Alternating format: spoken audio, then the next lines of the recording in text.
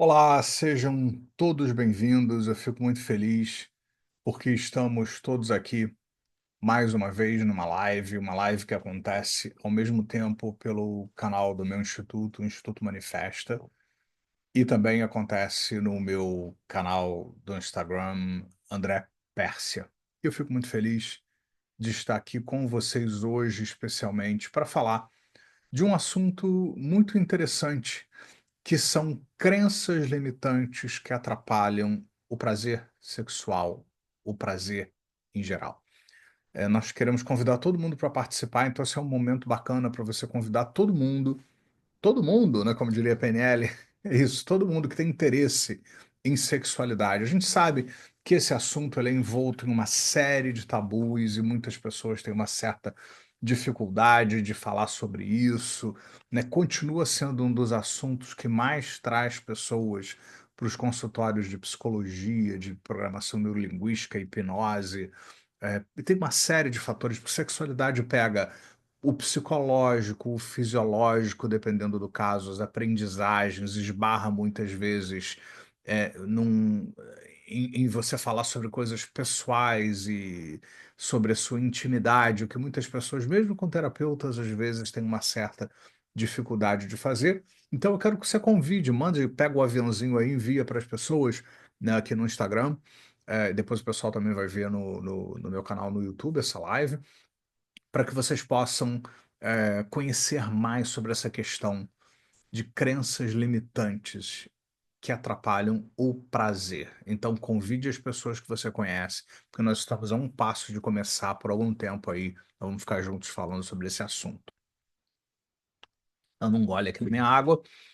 Então, vamos falar sobre isso, né? Ou seja, quando a gente fala de crenças limitantes, nós estamos automaticamente falando sobre programação neurolinguística. Na verdade, crenças, fazem parte do estudo da psicologia, da de várias psicologias diferentes, né. Só que eu nunca vi, ninguém trabalhar tão bem com crenças quanto Robert Dilts, que é um dos grandes nomes da programação neurolinguística, é uma das pessoas mais proeminentes da PNL, que tem resultados extraordinários. Ele não criou a PNL, como diz, uma pessoa aqui do Brasil, né, ele apresentando o Robert Dilts num evento, no qual eu estive presente. Então ele disse, ele não criou a PNL, mas ele, desde que a PNL nasceu, ele estava lá, ele viu nascer e ele ajudou a criar, a cuidar, foi aquele padrinho, né, da programação neurolinguística que ajudou a criar a PNL, essa criança, ajudou a alimentar, ajudou enfim, a dar tudo que essa criança precisava e depois na fase adulta também, até hoje, porque ele está vivo e muito bem, né? Isso aconteceu lá nos anos 70, mas eles eram todos muito jovens, na faixa dos 20 anos de idade, mais ou menos. Hoje eles estão todos na faixa de, os criadores, né, e desenvolvedores na faixa de 60 e muitos, 70, alguma coisa assim, mas estão todos até o momento que a gente está fazendo isso aqui, estão todos ativos, e ministrando cursos, escrevendo. Eu mesmo agora estou lendo livros que ele acabou de lançar agora recentemente. Então, e ele se tornou uma espécie de especialista em crenças, né? A PNL é a modelagem da excelência, para quem não sabe. Então, vamos colocar aqui para todo mundo entender. A PNL é a modelagem da excelência e ela começou modelando terapeutas de grande sucesso, como Fritz Perls, Virginia Satir e Milton Erickson. Perls era um grande nome da Gestalt, Satir era especialista em terapia familiar, Milton Erickson era um grande hipnoterapeuta que conseguia resultados incríveis com pacientes, inclusive neuróticos e inclusive esquizofrênicos e tal, que ninguém conseguia trabalhar direito. Ele conseguia resultados extraordinários e foi muito reconhecido por isso que fazia. Então, Bandler e Grinder começaram a se perguntar o que que eles fazem. Por que que eles são excelentes? Porque esses três eles tinham um índice de sucesso extraordinário, estratosférico. Eles conseguiam coisas que ninguém conseguia. Resultados simplesmente extraordinários, assim.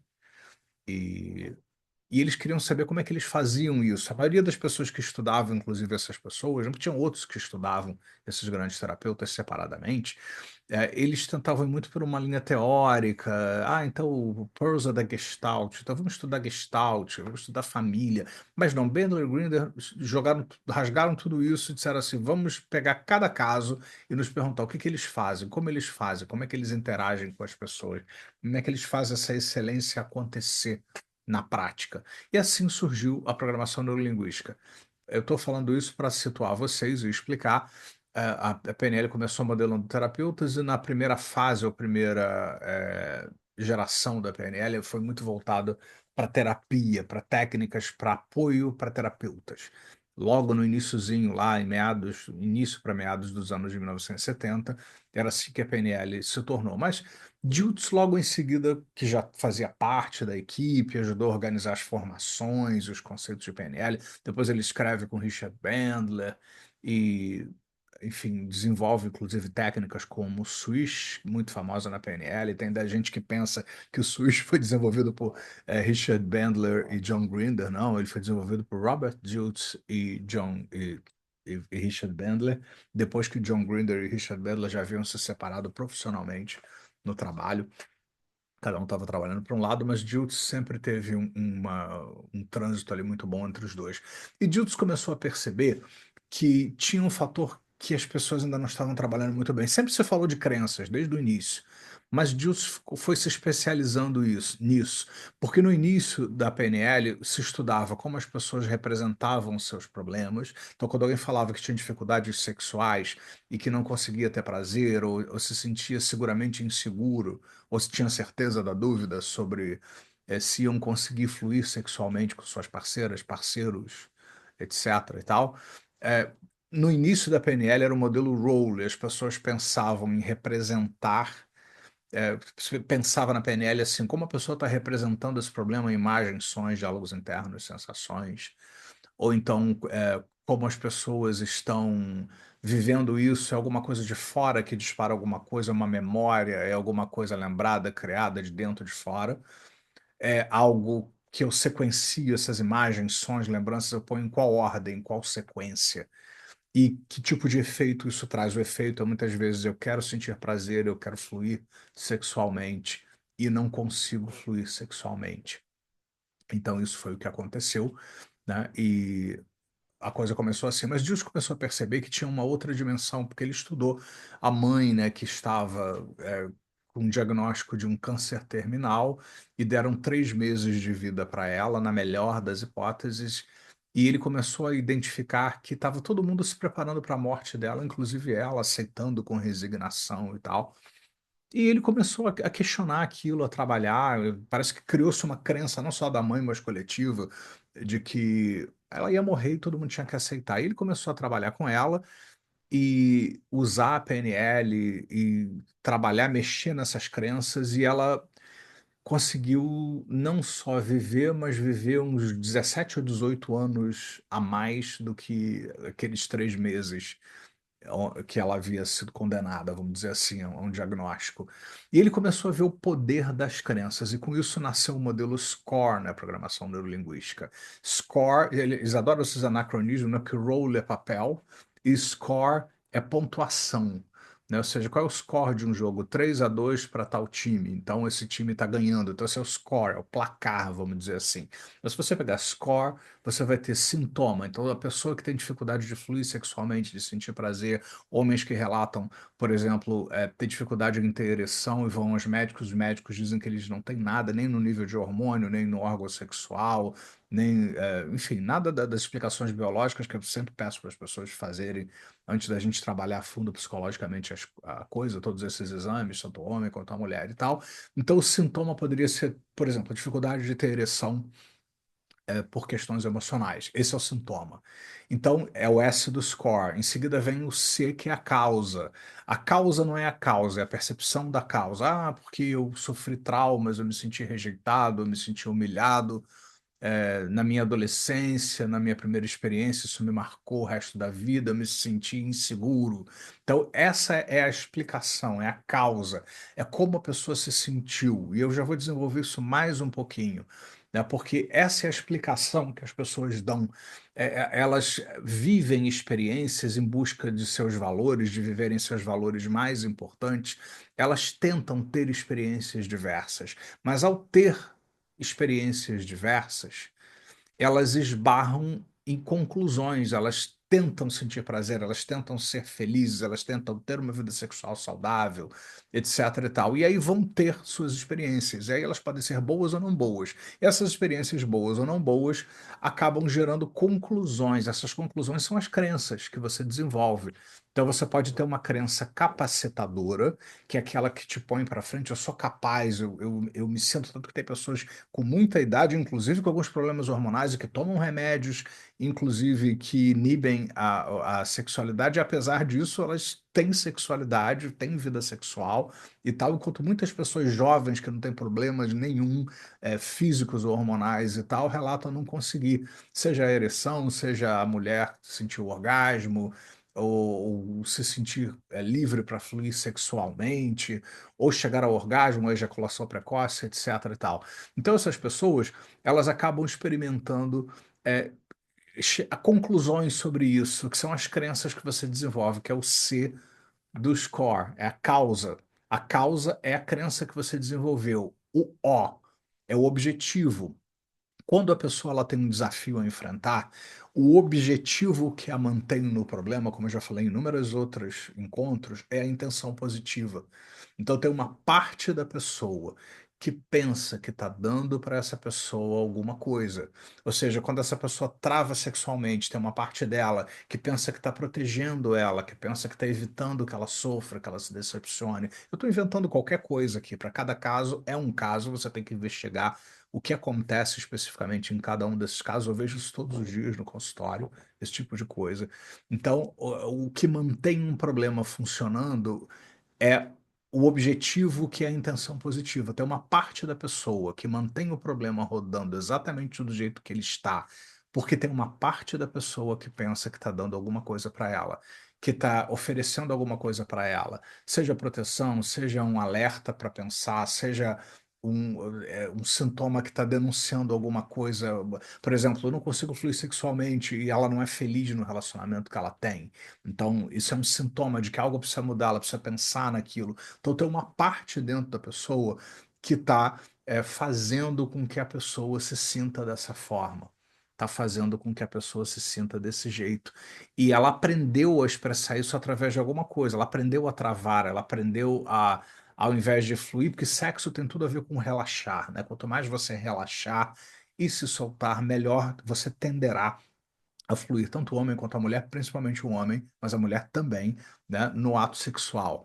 Então, a pessoa ela aprendeu a não relaxar, ela aprendeu a ficar vigilante, ficar atenta, controlar tudo. Isso é o que a intenção positiva é, pensa que está fazendo pela pessoa, né? Então, esse é o objetivo do SCORE, né? Os recursos.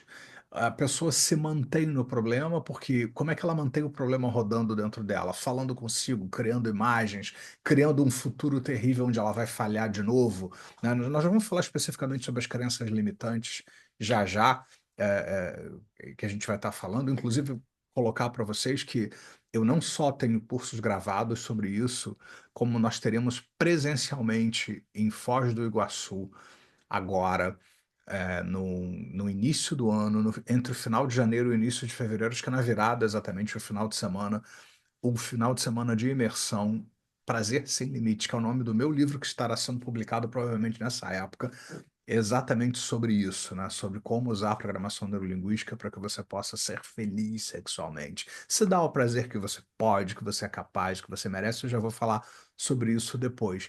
Então, como eu estava dizendo para vocês, o problema só se mantém porque existem sintomas, existe a percepção de uma causa que carrega crenças e é uma história que a pessoa conta para si sobre o que está acontecendo, mesmo sem saber, porque tem uma intenção positiva, porque tem uma parte da pessoa que pensa que faz alguma coisa por ela através mesmo daquilo que a incomoda, mesmo daquilo que ela não quer, tem uma parte que pensa que está cumprindo um objetivo, se foi algo aprendido, tem recursos que a pessoa tem que poderiam estar sendo usados para que ela melhore, mas ela usa esses recursos para se manter dentro do ciclo do problema.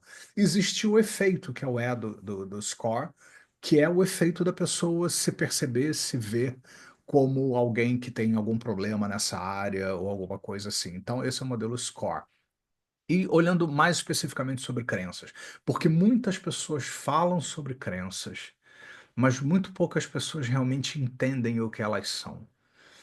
Se fala muito nesse mundo corporativo, de treinamento, de desenvolvimento pessoal e tal, muito em valores. Valor, valor, valor, valor. Tá? Valores são well and fine, né? É muito bom valor.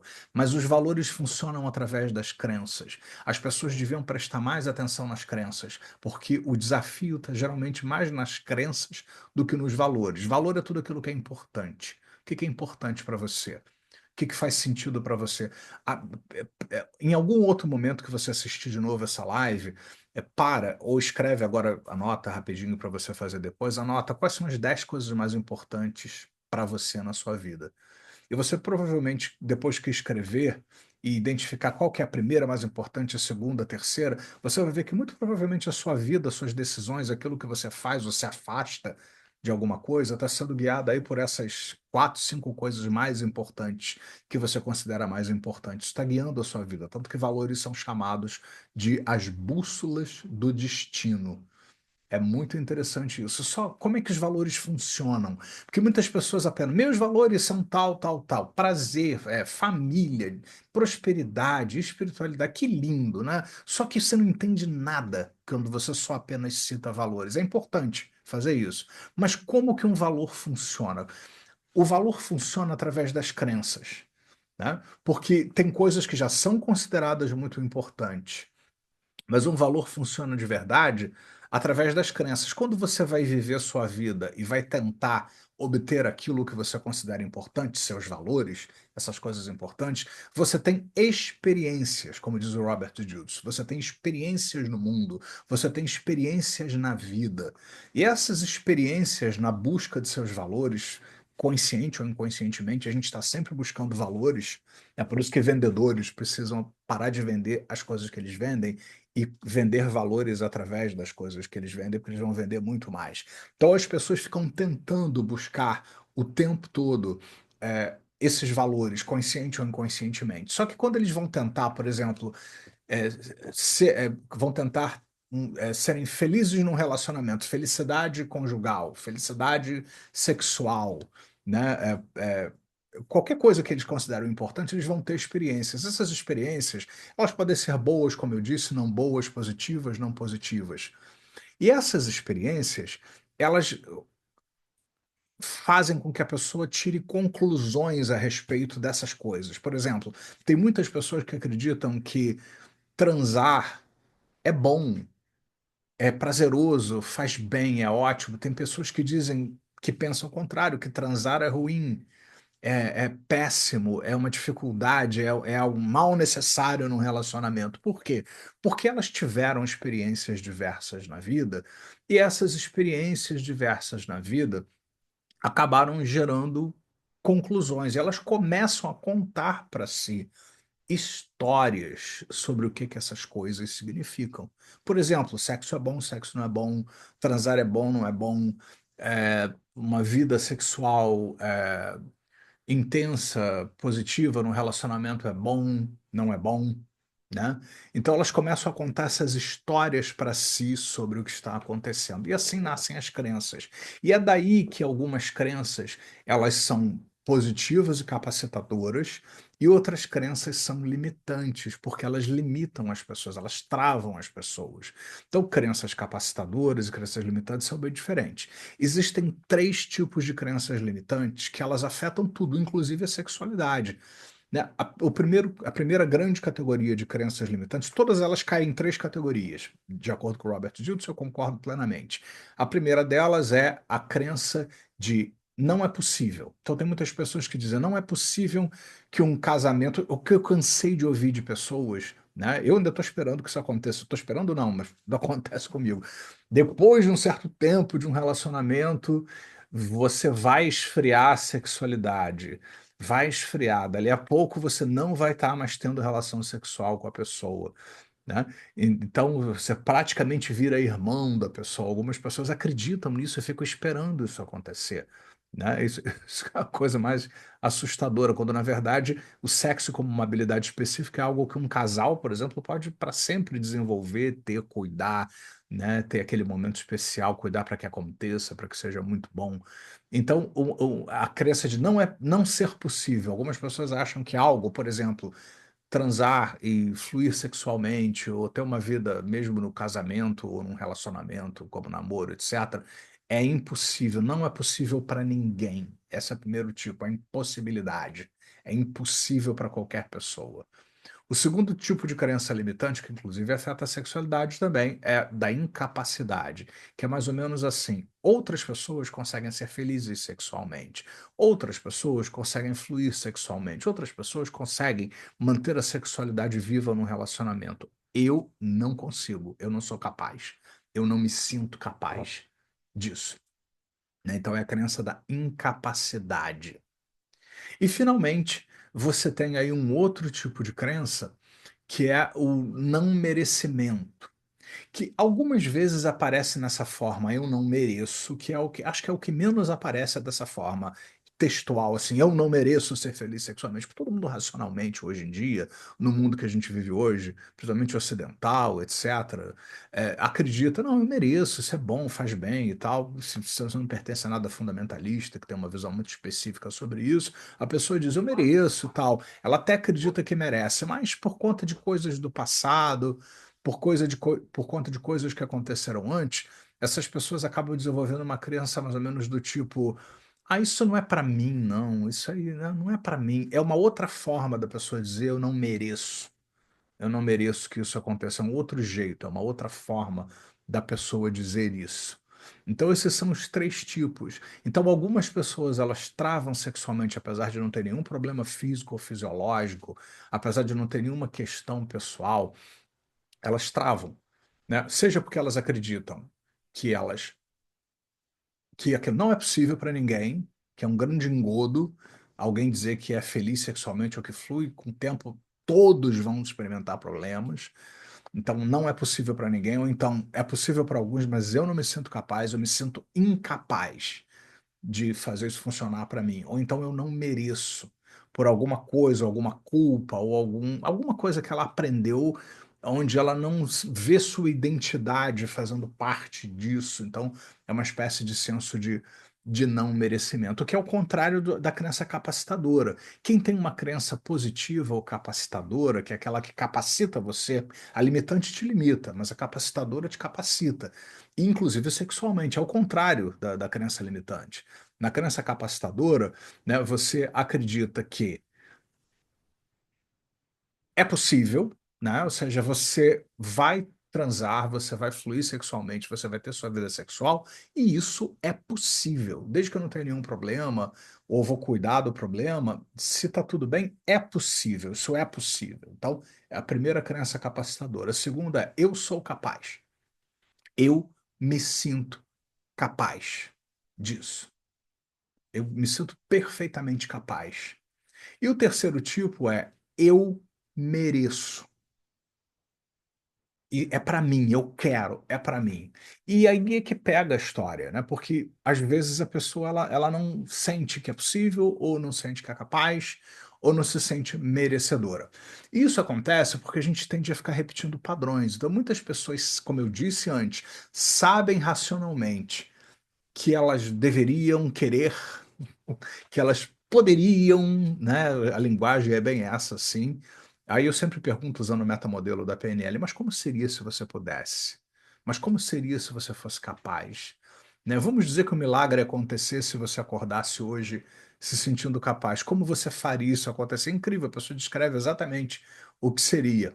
E ela não se permitia pensar nisso. Ela vivia numa auto-hipnose de eu não posso, eu não sou capaz, eu não mereço. Então a primeira coisa que a PNL faz é analisar não só o modelo role, como você representa essas coisas na sua cabeça, né? Tem pessoas que, quando eu penso no sexo, a pessoa faz assim com a mão, eu vejo que ela está projetando uma imagem ruim aqui, despencando em cima da cabeça dela, ou vem uma voz, um diálogo interno que diz, você vai falhar de novo, vai dar tudo errado, que tem isso também, crenças se mantêm como? Seja positiva ou negativa. Uma crença se mantém, aproveita porque ninguém explica isso para vocês, nem o pessoal que diz que entende de PNL, aproveita. né? Então, uma crença, seja positiva ou negativa, ela se mantém da seguinte maneira. Primeiro, a pessoa ela tem experiências, ela interpreta essas experiências como sendo uma confirmação da crença. Viu?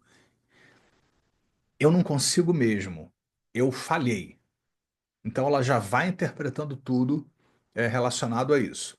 O segundo tipo de crença limitante é a crença limitante, não a crença limitante, mas o fator que mantém a crença funcionando, perdão. O primeiro o fator que ela tem experiências e interpreta como sendo. O segundo é uma espécie de expectativa negativa no caso da crença limitante, né? Vai acontecer de novo, eu vou transar de novo, eu vou falhar de novo. Eu vou tentar de novo ter intimidade, eu não vou conseguir outra vez. Nada está acontecendo, mas ela já fica esperando que aquilo ali vai acontecer de novo, aquilo ali vai acontecer outra vez, de novo, mais uma vez aquilo vai acontecer. E terceiro, é a intenção positiva, como eu falei para vocês. Lembra? Por trás de todo comportamento tem uma intenção positiva. Uma crença limitante ou positiva só se mantém porque tem uma parte da pessoa que mantém aquela crença funcionando, que pensa lá em algum lugar, fez algum tipo de associação que aquilo ali é bom. Ah, mas como assim? Eu quero fluir sexualmente. Quando eu falho sexualmente, isso não é uma coisa boa. Mas tem uma parte sua que aprendeu a travar porque pensa que está fazendo alguma coisa para você, por exemplo. Então tem sempre uma intenção positiva mantendo a crença funcionando. E você tem os estados, né? Ou seja, uma crença ela gera um estado, seja positivo ou negativo. Então, no caso negativo, né? Uma crença de eu vou falhar sexualmente, eu não vou conseguir fluir, eu não vou conseguir ser feliz no meu casamento e ter vida sexual ao mesmo tempo. A pessoa ela tem essa crença, experiências que ela tem, ela interpreta como sendo uma confirmação daquela crença. Quando ela poderia se perguntar, tá bom, isso é uma oportunidade para quê? Mas ela pensa que é uma confirmação. Ela tem um senso profético, vai acontecer de novo, eu vou falhar de novo, vai dar errado de novo. Eu vou conhecer uma nova pessoa, eu vou repetir tudo outra vez, vai dar tudo errado de novo outra vez. Mais uma vez eu vou falhar, mais uma vez eu vou ser infeliz sexualmente. Tem uma intenção positiva, uma parte da pessoa mantém aquilo ali porque tem uma ou várias intenções positivas que mantém a pessoa repetindo aquele padrão e ela sente coisas, emoções, estados. E esse ciclo mantém a crença negativa. Uma crença positiva é o contrário. A pessoa que diz, eu acredito que eu posso ser feliz sexualmente e eu posso, sou capaz, eu mereço. Então ela tem experiências que confirmam isso, ela tem um senso de eu vou transar de novo, eu vou de novo ter um encontro sexual e de novo eu vou me sentir muito bem, eu vou fluir. Ela espera isso positivamente.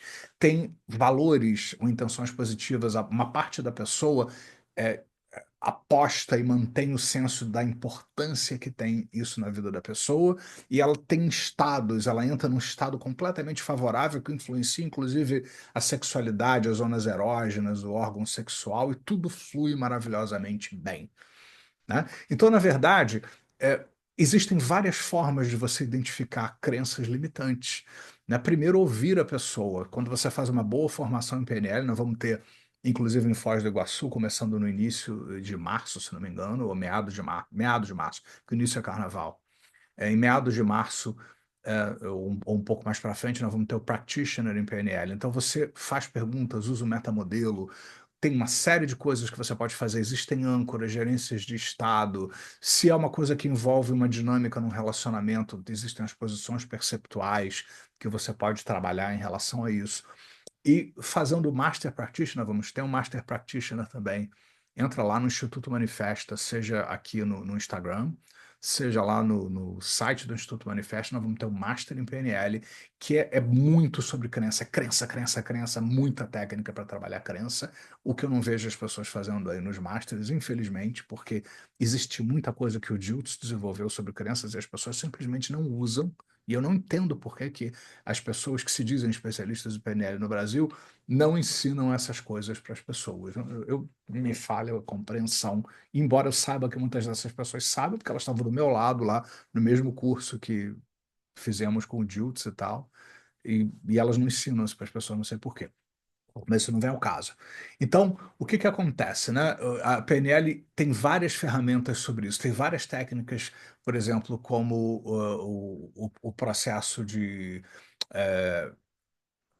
partes em conflitos, cada uma delas com crenças limitantes. Às vezes, uma parte da pessoa quer viver a vida sexual, uma outra parte da pessoa quer que ela seja fiel a alguma crença que proíbe que você deseje ser feliz sexualmente, né? Então, essas partes ficam em conflitos, cada uma tem um sistema de crenças diferente. A gente pode trabalhar isso facilmente na PNL. Dilts desenvolveu o padrão de prestidigitação verbal, que são padrões onde você vai fazendo perguntas para a pessoa, vai interagindo, e essas perguntas de 14 maneiras diferentes quebram crenças limitantes. Isso vai estar no meu livro, Prazer Sem Limites, vai estar no curso que nós vamos estar fazendo agora no finalzinho de janeiro, início de fevereiro, lá em Foz do Iguaçu, onde você vai aprender a romper essas crenças limitantes. Você pode fortalecer a nova crença que está surgindo de que você pode, que você é capaz, que você merece. A tua PNL tem muitas ferramentas para trabalhar isso. E eu quero lembrar para vocês, né, que a PNL é uma psicologia. Existem vários papers. Hoje mesmo eu estava revendo uma série de novas estatísticas e meta-análises em programação neurolinguística que mostram que a PNL está sendo replicada em ambiente acadêmico várias vezes, e muitas das coisas que a PNL propõe estão sendo confirmadas através de múltiplos experimentos e pesquisas completamente acadêmicos. Isso é publicado em vários periódicos científicos na Europa. Inclusive a minha associação internacional, que é a NLP, é uma das que mais publica, que mais incentiva a pesquisa científica aí no campo da programação neurolinguística. Então tem muita coisa que a PNL pode fazer por você. A PNL é uma psicologia. E quando a PNL, aí vem o desafio aqui do Brasil, ela é aprendida corretamente dentro de padrões internacionais, com pessoas que leram os livros de todas essas pessoas. Não adianta só você fazer os cursinhos Mequetrefe que tem aqui no Brasil, você tem que realmente aprender. Eu tive a honra de estudar com Richard Bandler, eu fiz mais de 10 cursos com ele, com Dilts. Eu tenho todos os livros, todos, todos. Eu tenho aqui atrás, vocês estão vendo, sabe, esse vermelho, enciclopédia de PNL, volume 1 e volume 2. Eu li tudo isso, eu consulto, está aqui do meu lado, que eu consulto periodicamente. Então, se você tem formadores que seguem padrões internacionais de qualidade, você consegue aprender a programação neurolinguística e ela gera esse tipo de transformação eficaz, profunda, abrangente nas pessoas. Porque a PNL não é um tapa-buraco, como algumas pessoas pensam, não é uma autoajudazinha que se você não pode fazer uma psicanálise, você tem que fazer PNL para tapar o buraco do dinheiro que você não tem para pagar para psicanálise. Porque são, no mínimo, você vai ficar 5 anos. Se ela for muito rápida, são 5 anos, e raramente você vê que as pessoas conseguem realmente resolver alguma coisa, embora muitas pessoas nessas áreas todas estejam se revendo aí e adaptando, se atualizando, porque os tempos mudaram. E a gente vive numa época que a gente precisa de soluções. A gente não tem mais 5, 10 anos para fazer uma longa análise e depois ver o que vai fazer da vida. Esses tempos, essa ilusão acabou. Acabou. Nos anos 50, 60, nada mudava. Era meio que você fazia a mesma coisa a vida inteira. Hoje não. Em 3, 4 meses tudo muda, muda rápido, e você tem que, igual um gato, se jogar para o alto, cair em pé, e bem, senão você está fora. E uma vida sexual pode levar pessoas a se sentirem infelizes, desconectadas de outras pessoas, pode gerar quadros depressivos e uma série de outras coisas com as quais eu lido sempre, né? Então é muito importante que você se harmonize com a sua vida sexual. Então, para finalizar, né, eu sei que a gente poderia falar muito sobre isso, e vamos ter muitas lives falando sobre esse assunto aqui. Eu quero convidar vocês para participar no finalzinho de janeiro. Se não me engano, é 31 de janeiro e 1º de fevereiro, mas confiram lá no site do Instituto Manifesto. Nós vamos ter um final de semana que se chama Prazer Sem Limites. Seja você como cliente, eu espero que você use como cliente, mesmo que você diga, eu não tenho problema nenhum nessa área. Ótimo, que bom para você, né? Então vá lá, mas melhore o que já está funcionando muito bem.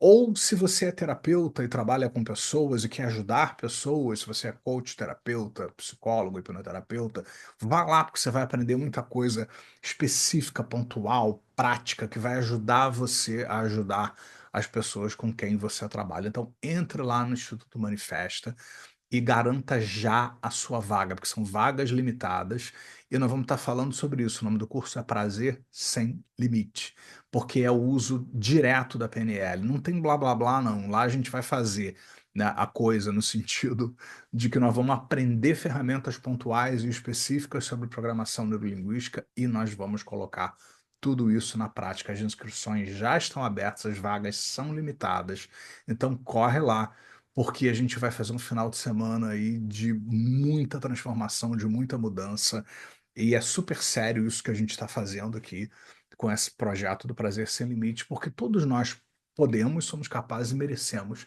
ter uma vida sexual feliz, né? Então tem muitos mitos sobre isso e as pessoas estão vivendo sob o impacto de crenças limitantes que estão limitando-as em relação a isso e elas estão deixando de serem felizes, deixando de ter prazer, deixando de ter uma vida sexual satisfatória, quando elas têm tudo para ficar muito bem e se tudo tiver certo, organicamente, elas têm tudo para viver muitos anos, inclusive em idade avançada, tendo uma vida sexual feliz e satisfatória. Então eu aguardo vocês, fiquem de olho aqui, que nós vamos ter várias lives aí que vão falar sobre esse assunto aí daqui para frente, até porque a gente está na iminência de ter esse encontro, mas Prazer Sem Limite, institutomanifesta.com.br, Instagram, Instituto Manifesta, ou fale comigo, entre em contato com nossos telefones de contato, pelos canais que vocês quiserem, que vocês têm acesso a mim, ao Instituto, e façam essa formação, que é uma novidade. Ninguém no Brasil faz uma formação como essa.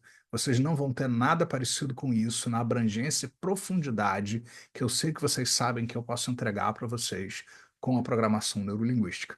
Então eu aguardo vocês e quero desejar para vocês uma excelente noite, esse bate-papo aí que a gente está tendo, que já durou 36 minutos, né? Ou seja, um bate-papo aí sobre crenças limitantes. Essa live vai ficar aqui no Instagram, depois ela vai estar lá no meu canal do YouTube também. E então vocês podem compartilhar com outras pessoas que desejam ter uma vida sexual mais feliz e satisfatória. E traz elas para Prazer Sem Limites, para que elas possam fazer a diferença que faz diferença em suas vidas sexuais. Então, um grande abraço para vocês. Muito obrigado por vocês estarem aqui. Estou vendo várias pessoas conhecidas aqui presentes. Muito obrigado por estarem sempre aqui, sempre me apoiando e tal. Fico muito feliz com isso. E aguardem que vem muita coisa interessante por aí. Até a próxima.